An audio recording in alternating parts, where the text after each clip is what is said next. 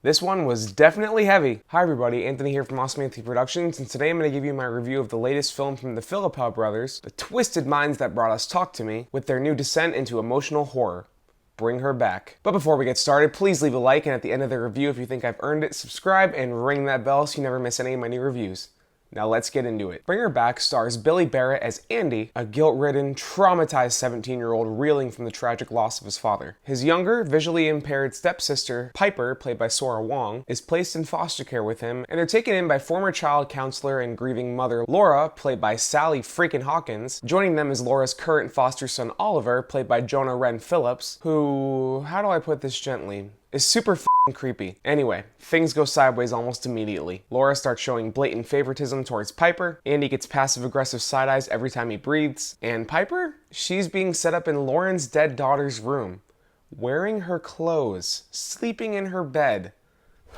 It's not long before Andy realizes that there's something much darker in this house. Something involving Laura's grief, the death of her daughter, and a truly sinister occult ritual. Oh boy. Let's start with the obvious. You could probably even just tell from the trailer. Sally Hawkins is unreal in this. This is easily one of her best performances of her entire career. She plays Laura with this perfectly twisted mix of repressed grief, forced politeness, and unhinged instability. I'm supposed to report how safe and reliable you are.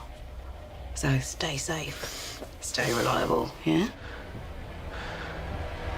That's somehow sympathetic? Yes, what she's doing is completely horrific and wrong, and you have no doubt that she's the primary antagonist of this film. But the script and Hawkins' performance really just make you understand why she's doing it and feel for her a little bit. Oh my God. I get it. She puts on this soft, broken smile for the foster kids, but behind closed doors, she's doing stuff that will rot your stomach. Yet you kind of ache for her and feel her pain. The way she talks about her deceased daughter, it hits you right in the chest. She brings such vulnerability and menace at the same time that she's unpredictable. You have no idea what she's gonna do next. And that is what makes this character so terrifying. A+. Now let's talk about the kids. Billy Barratt is excellent as Andy. He's our eyes into the madness here, and he carries that weight effortlessly. You feel his trauma in every scene. He's trying to look out for Piper, avoid pissing off his new foster mom, maybe get through one shower without breaking down. And Barratt sells every second of it. He runs the full emotional gauntlet here. Grief, tenderness, rage, fun, despair, and never once loses the audience sympathy, no matter how close he gets to losing his shit. Performance is just raw, grounded, and full of real emotion. Nailed it. Sora Wong as Piper, on the other hand, is just as captivating, but for different ways. Right from the opening scene with some girls bullying her at a bus stop, you feel for her. And the fact that Wong is visually impaired herself in real life just brings an extra level of authenticity to this role. I honestly wonder if they actually wrote that role around her. You never feel like you're watching a performance, for anybody in this film, but especially for her, and it just feels real. And her bond with Andy is what gives the movie its emotional heartbeat. Grapefruit. If you know, you know. He protects her, comforts her, shows her unconditional love. And when Laura starts manipulating Piper and turning her against him, pain. Fake laugh, hiding real pain. Piper also gets her own moments to shine here, especially in the quieter scenes. And once the horror ramps up, the fact that she can really only see shapes just makes it that more terrifying. You're already on edge, and now you're trying to watch a nearly blind girl survive a nightmare. Stress level, through the roof. As for Oliver, I'm gonna keep it vague to avoid spoilers. Jonah Wren Phillips hardly says a word in this film, and yet every single moment, stare, tilt of the head, made my soul want to evacuate my body. His presence is so off-putting, it practically changes the entire feel when he walks into a scene. And there's one scene with him that veers on body horror that is so grotesque, I almost looked away. And I never look away. That was nasty. Now, let's get to the question that you probably clicked on this review for.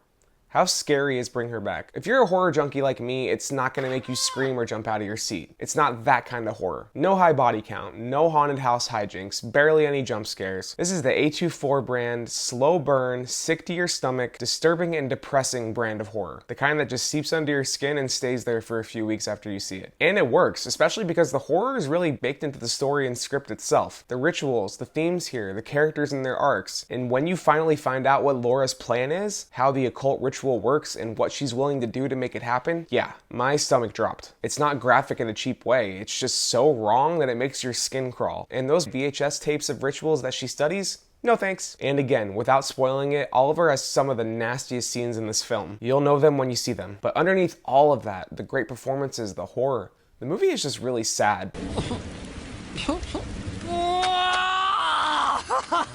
It's about grief, it's about trauma, it's about how kids cope with the loss of a parent and how a parent copes with the loss of a kid. You really feel that weight in every scene. Whether it's Laura breaking down over the loss of her daughter, Andy reliving his abuse, or a quiet, emotional moment between Andy and Piper, this film hurts, but in the best way. And it's not pleasant, but it's very powerful. And while we're talking about that, this movie's actually very gorgeous. Just like Talk to Me, the Philippou brothers know how to frame horror and beauty. The cinematography is sleek and stunning, even when the imagery is brutal. The editing is tight and efficient, every cut matters, and the sound design is absolutely chilling. So to wrap it all up, Bring Her Back is a beautifully made, emotionally devastating, slow burn horror film with a career best performance from Sally Hawkins and incredible turns by newcomers Billy Barratt and Sora Wong. It's not your typical scream fest, but it'll get under your skin and linger for days. And that's my review of Bring Her Back. Thank you so much for watching. If you like this review, you know exactly what to do. Please leave a like, subscribe, and ring that bell so you never miss any of my new reviews. While you're at it, you can scroll down the description below, find the links to my socials, leave a comment, let me know if you saw this movie and what you thought. And if you want more of my content, you can click or tap on these cards right here. I'll take you to my review of Lilo and Stitch, or just over to my channel where you can check out the rest of my reviews. Thanks for watching, everybody, and I will see you next week for my review of Ballerina from the world of John Wick.